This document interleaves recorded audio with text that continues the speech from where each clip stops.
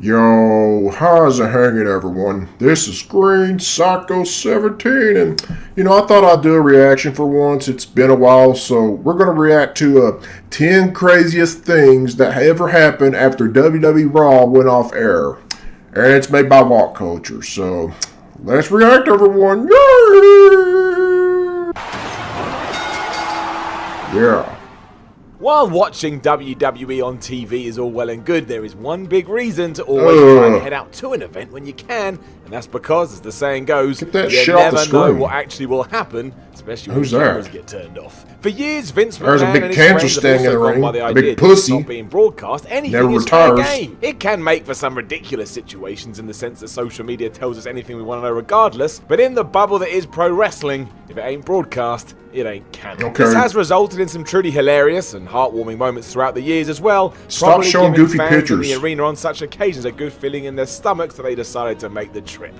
That or they're sick and their body is about to turn on them. It could be either. I'm Simon from Walk Culture, and this is the 10 craziest things that happened after WWE Raw. Here we go. Just gotta deal with it. But before we begin, don't forget to subscribe. Can we get to the fucking video, please? Ding, ding, done. Okay. Number 10, The Rock Serenades Canada. The Rock celebrated 2003. God, this guy loves himself. Great. Basically taking over Raw every week and being a must-see. It peaked in many ways when the Great One visited Toronto to provide an The Rock's a legend, my favorite wrestler of all time. Probably topped it too. Eliminated by Battle Royal winner Booker T in the evening's main event, The Rock called him back for a Spinaroonie contest after hurling some more insults at the crowd first. Dusting everything off with some killer lines and a pretty decent version of Booker's signature move, the People's Champion was in phenomenal form. The crowd loved all of it. I don't remember him doing that, at the time of his life performing as a Hollywood cartoon villain. Because it happened off air, I guess. Stuff, and did so as only he can, meaning it worked and forced the audience to continually cheer his name. Rock then, of course,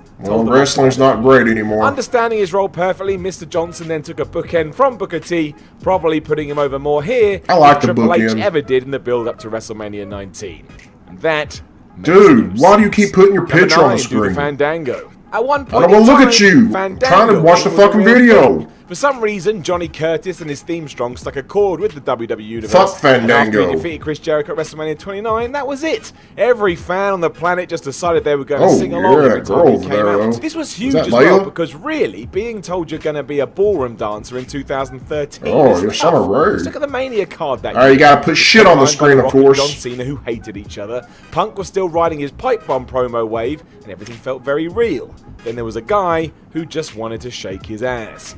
Curtis didn't do very well with the role, but the icing on the cake should have been this groundswell of support. Dolph Ziggler likes to shake his ass. Thankfully, they went with it and uploaded a boisterous post-Raw sing-along on their YouTube channel. How stupid these fans look. Just would not stop singing the damn thing. Unfortunately, this wave of madness wasn't capitalized on properly, and aside from a few shouts, that's because they're fucking zombies. It eventually ran its course. There's always singing that song and shit. If you haven't seen it, and going, yes. Number 8, Stone Cold whips ass. This probably happened. Stone Cold's a pretty awesome legend, man. Talk about, but when it fucking awesome. November 2nd, not as awesome as The Rock, but he's pretty really awesome. Good. Probably because of how popular the WWE was back then. Featuring a Vince McMahon who was back resigned then, to it was a really wheelchair popular. after being pulverized by it's a shame it can't be popular now. Has to be trash. He locked the trio in a burning steel cage in order for them to try and wreak havoc on each other instead. Damn. And of course, once the cameras were switched off, things increased. Aside from Austin continually... That's a pretty good idea, light the cage on fire. McMahon also walked right into a pair of Stone Cold stunners just for the live crowd. As well as always Vince needs a real stunner, real life. Ever was perfect at selling the after effects, including getting really mad. Stone Cold in a wheelchair, what the hell? If nothing else, Austin's intensity mixed with McMahon's perfect facial reactions are just entertaining viewing and will remind you of what one... Yes, we get it. You're there. This live was awesome.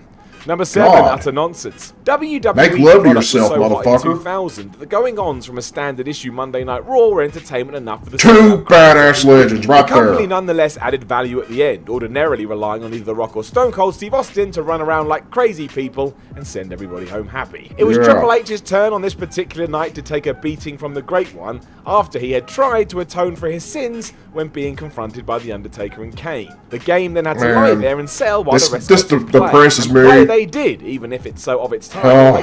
Who the fuck is this? Firstly, The Rock got Taker and Kane to admit they liked Poo-Tang Pie before the Big Red Machine developed his own version of the People's Elbow to a still... ruined Kane's gimmick right there. Incredibly then he took off the mask and just, destroyed it. Like so many scenes from that year, every single person, catchphrase, and move is over, and the reaction of even one word with the rock is cooking. They are saying this guy won't shut the fuck up. I can't say nothing. Bret goes long. Unable to find a perfect formula to channel the real-life hatred between Shawn Michaels and Bret Hart into Bret the Hitman Hart and Peelhead Shawn Michaels instead let them walk to the ring and air their grievances together on air. It worked as it kept the rivalry alive. After all the things I've heard about Shawn Michaels back then, I hate him back then. Close to the bone, fucking prick. Broke out in front of the cameras. Great wrestler though, great entertainer. More fuel was added to this fire by mistake on the May 12th, 1997 edition of Raw, where Bret inadvertently went too long during his promo after forgetting his closing line.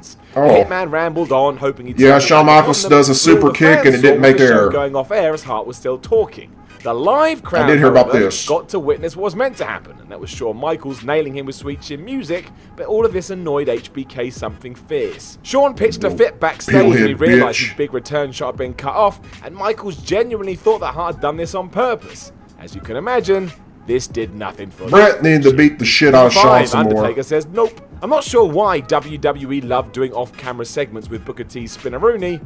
They did. I guess everyone backstage must have loved it. Can you dig it, sucker? Was The Undertaker. In a lengthy end to an August 2002 Raw, Undertaker's pretty badass. From Goldust, Booker T, The Rock, Triple H, Kane, and Vince McMahon to attempt one of these ridiculous twirls. The stories later emerged that this was actually a huge rib. After all, the real Mark Calloway couldn't just walk away, so this was an elaborate attempt to force him into a situation. He really did this shit.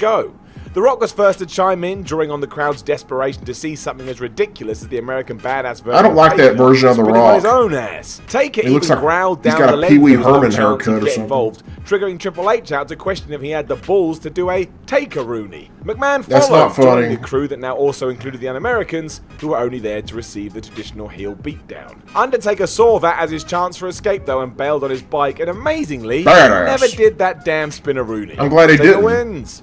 Number 4, Jim Bargosh Ross. Let's just run this down as God damn, dude, stop showing your fucking picture in the videos. Every fucking video, you gotta love yourself on there. Try saying that. There he goes again. It's not just me just oversaying it. You know, he really does love himself. Anyway, as DX and John Cena surprised he ain't got a dildo in his mouth. Is already weird. Triple H invited the King of Boogie, aka Jim Ross, to also come and join this odd party. You'd imagine this was all off the I really don't like reacting to walk culture videos. They piss me the fuck off, but you all keep saying react to walk culture. Grin more than anyone ever has in the history. Well, this is what you're going to get when I react to them. The fans loved it, such was their affinity for the commentator, and in true wrestling fashion, he even went to the trouble of selling his back and heart as a result of slick moves. I do have to say, however, if you should friend this clip fucking shit, dude, stop it. Now have one less buddy than before. You're not funny. Final side note: this also went too That's long. not funny either. JR dances for about 65,866 years. Number 3, it kind of ruins the video, man. Who doesn't want to see Cena? I don't give a fuck about his happy birthday. Fuck him and fuck his retarded fans. John Cena. Well, get that shit off the screen, that smiling cancer box face motherfucking piece of fucking shit. On the nose. Guess who starts the song off as well? CM Punk, that was stupid. WWE champion. That was stupid. Also, if you're interested, this isn't... Dude, if you want to go to WWE so bad, then go join them. Horribly with Triple H. Become a fucking jobber or something. And others, as everyone then gave him a rousing round of applause, which is weird, right? Well, he could help being born, which is what happens. God, I hate fucking wrestling. YouTube rabbit hole too, you can also find a Carly solo, more Punk. That wasn't fun either. The odd side of WWE is fucking pure 100% trash, and even a hornswoggle, and it's gay as fuck. Finally wrap it all up. Mark Henry wins here, though. Look at that bullshit motherfucker standing there. And just scowled at Cena. And look at that asshole standing there, thinking he's a wrestler. Number 2, more Spinaroonie. Maybe he is a wrestler, I don't know. For the indies or something. A post-show return alongside the originator himself as Booker T. Booker T closed that mouth. What the fuck, CM Punk? It looks gay. Ooh. The December 9th, 2013 episode of Raw landed a place in WWE infamy for that dramatic closing segment featuring host WWE champion. I'm getting sick of this horse. God damn it! Daniel Bryan instead. That's great, by the way. It was a scene that had CM Punk laughing on camera just too much shy of his WWE. Ruin the video, man. Put your fucking picture in there. There was a hint that maybe probably got a hard on for CM Punk's ass. Sort of friendship between Punk and one Stephanie McMahon. Stephanie McMahon, she can twerk all over my body. Get that fuck. Oh God. The crowd. Stephanie decided to do hers in a suit, which couldn't have helped. She needs to do hers in her, her whatever. In just his pants. Bra and panties. Number or 1, something. The Rock calls a friend. Only The Rock, eh? If anyone else had done this, they would have been blacklisted for life. life. But when you're a legit Hollywood superstar, you essentially have free reign. The Rock can do whatever he wants. Vince has no power over The Rock. Stood in the middle of a Monday Night Raw ring. Rock get the fuck out of there anytime he wants. Gleefully doing what he he wants. wanted, The Rock returned to the flagship show to shoot some scenes for a movie based on Superstar Paige. Good for him and his movies. The production team wanted some footage of when she first won the WWE Divas title and used the pre-stage location to generate a suitable live atmosphere. Okay. As the crowd chanted for Punk, though, Rock decided, hey, why not? And The Rock standing there. Vince McMahon almost had a heart attack backstage. Rock does not need to be in WWE, you know, because it's trash. He knew what he was doing. He needed everybody on side. He's better in Hollywood. He did just that. The story was huge in wrestling circles in the days that followed, generating plenty of... Man, does this guy just keep going on and on and on? Just get to the fucking point of the video. Smart businessman. Okay. Hey guys, thanks for watching the video. So there you go, everyone. If y'all want to watch the original video, links in the description. And man, wouldn't that annoy you if I was always putting my face in every video? You know, it had nothing to do with me or whatever the fuck. I don't know, man. If y'all want to watch that original video, just check it out. And it just pisses me off, these fucking walk culture videos. And I don't think I'm going to react to any more because this is what you're going to get, just me raging. So I'm just going to get the hell out of here. So yeah, peace out and bye-bye, bitches.